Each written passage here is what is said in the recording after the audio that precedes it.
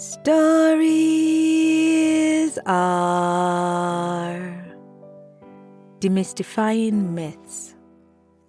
My name is Osademebi, and every week I will tell you a short story written by a Nigerian writer or author. That's the long and short of it.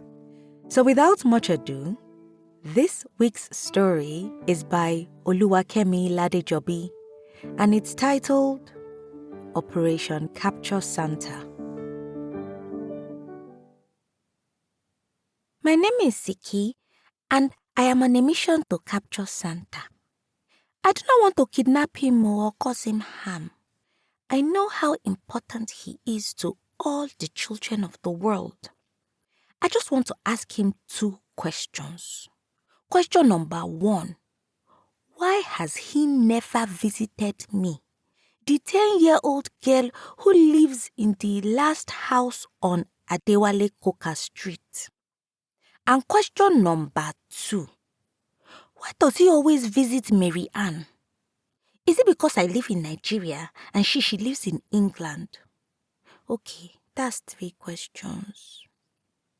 Mary Ann is my British cousin who I met just this past Easter holiday. She told me all about Santa Claus, his elves, his reindeers, and the North Pole. She told me that every Christmas morning, she gets a wrapped-up box containing the exact thing that she asked Santa for, and a few of her favorite chocolates. Marianne claims that Santa has not visited me because I am on the naughty list. Marianne is the naughtiest girl I know. So I took it with a pinch of salt. Operation Capture Santa is 8 months in the making. Ever since I learned of his existence, I began my research. I asked my sisters, Dari and Tonye, about Santa Claus. They told me that in Nigeria, we do not have Santa, that we have Father Christmas.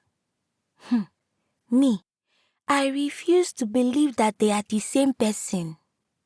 The Father Christmas that I saw at the supermarket collects money before giving presents. And his beard is like Uncle Ose's lawyer wig. He also has a creepy smile. And the presents are never what I want anyway. At school, I asked Teacher Angel about Santa and she gave me some books. See, the Santa Claus in those books proved my theory correct. Santa is definitely not Father Christmas. My Capture Santa mission officially started on the 25th of May, 214 days before Christmas. I wrote it in my diary. First, I had to get on his nice list, so I became the best girl ever. I did all my chores and all my assignments. I did all of them on time. I washed my socks every day. I brushed my teeth at night. I helped Grandma pick stones from beans. Hey! I now shared my toys with Titi, even my Mr. Snuggles. And I stopped teasing James. For the first time, I won best in English and Maths. And then I advanced to primary 6 as the best performing student. I was now also the best in primary 6 for the Christmas semester. Mary Ann has never been the top of her class. So I know I would top her on Santa's nice list this year. I have 3,710, 20, 30, 40, 3,750 naira in my piggy bank, and I will use some of that money from there to now buy the cookies and milk for Santa. I have been very excited all holiday. My plan is sure to succeed, and I cannot stop the giddy feeling creeping up on me. I feel like Ebenezer Scrooge the morning after the ghosts of Christmas visit. I sing along to every single Christmas carol and jingle. Even Daddy caught my Christmas bug and he now went to go and buy a Christmas tree. Hey, it is all to the benefit of my plan anyway. Okay, so we don't have a chimney for Santa to use and come inside. But at least we now have a tree. Hey, Okay, no one knows about my plan. But Terry and Tony are getting suspicious. They do not like the tree because it means less money on Christmas Day. Terry could not care less if I had an ulterior motive. But Tony, Tony was pissed off. Okay, last night, as I was writing my letter to Santa, I heard her say, all of this for someone that is not even real.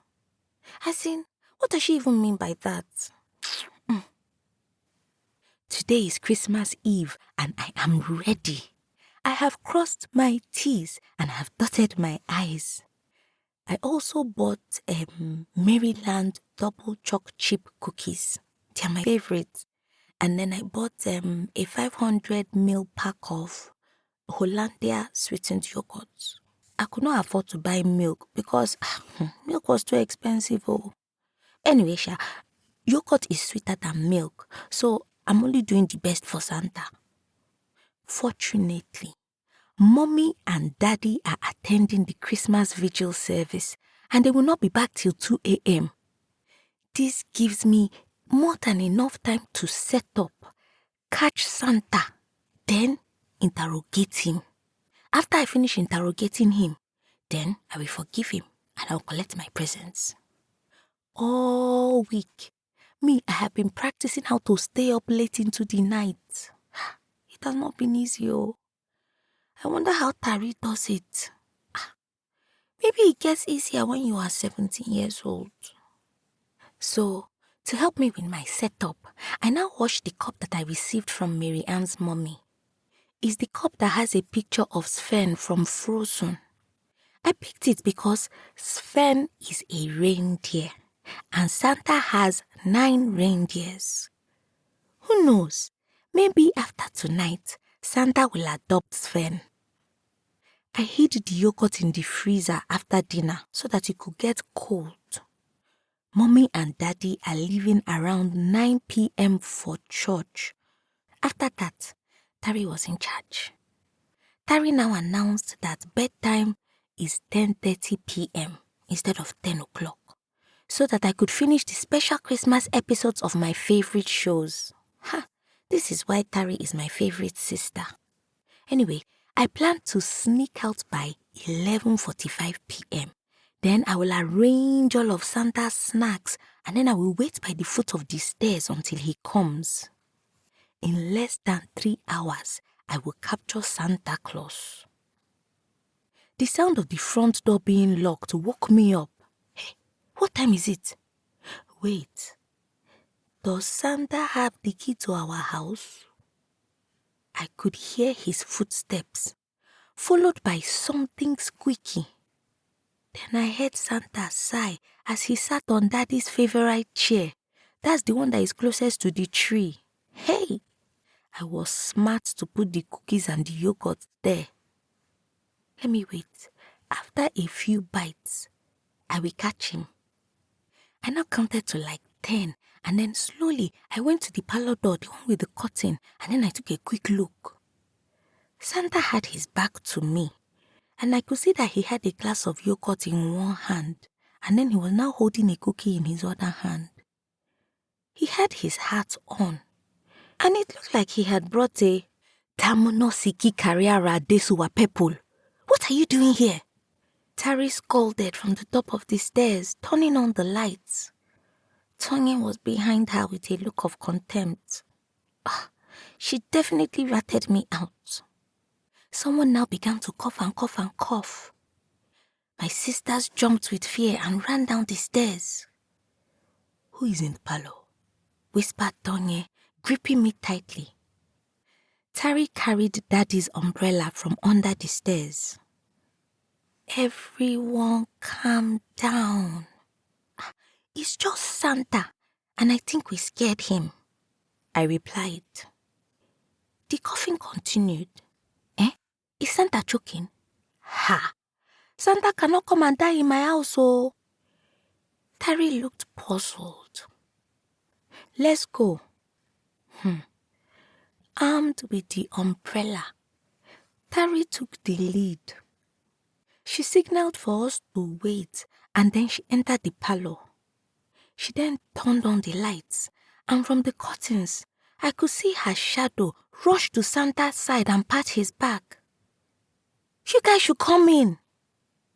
This is the moment I have been waiting for. I cannot believe Santa is in my house. He even used the front door. Take that, Marianne. After 8 months, I am going to see Sam. Daddy! I woke up by 10 a.m. on Christmas morning. After brushing my teeth, I wrote in my diary, "Operation Capture Santa complete." I feel really weird and confused though. Am I upset? Not really. I just feel weird. My family was already up, setting the table for breakfast. Everyone had yam and eggs, but my plate was filled with pancakes and Auntie Jemima's syrup. After breakfast, Daddy gave us our present. Terry got an iPhone. Tonye got a Percy Jackson book set. And me? I got a bicycle. Later, I sat on my bed with my diary and I reflected on the night before. It turns out that my dad is not Santa. And in fact, Santa is not real, just like Terry said. Mommy saw my letter, and she and Daddy decided that they were going to get me some of the things from my list. So like pancakes and chocolates that I asked for breakfast on Christmas morning, and then the bicycle. Daddy had to leave church early to pick up the bicycle from Uncle Ose's house. When he now got home, he was very surprised to see the cookies and the yogurt. He thought that we forgot it there. And he was even more surprised when we made all that noise in the corridor. That's why he choked on the cookie. He shall calmly explain the truth about Santa Claus. Well, in the end, I think my operation was successful. I did capture Santa Claus. I found out why he never visited, and I received the best present ever. I cannot wait to ride it later today. No boy. Do I have news for Marianne when she comes next Easter?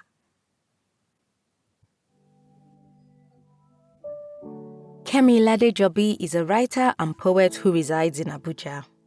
She is a bilingual administrator by day, full-time multi-hyphenated creative by whenever, and a skater girl by weekend. She is the author of 2-time award-winning Dear Diary, a poem against gender-based violence, and Catharsis, a short story published in Wedged Between Man and God, a collection of queer West African women's stories. Kemi loves music, books, anime, and being a culinary witch. When not engaged in creative ventures, she skates the streets of Abuja. You can read more of her work, musings, and recipes on Medium at Kemi Lade, and connect with her on Instagram and X at HRM_KLade, and on LinkedIn at Kemi Ladejobi. Details and links will be in the episode description. If you've got a story you would like to be featured on this podcast, or a published book you want to make into an audiobook, I would love to hear from you. Send an email to info@osademebi.com or send me a message at Osademebi on either Facebook, Instagram, LinkedIn, or X. I look forward to collaborating with you. And if you've enjoyed this week's episode, please subscribe, leave a review, and share this episode with that one person you know will enjoy listening. Tell them that stories are a good escape for a few minutes each week.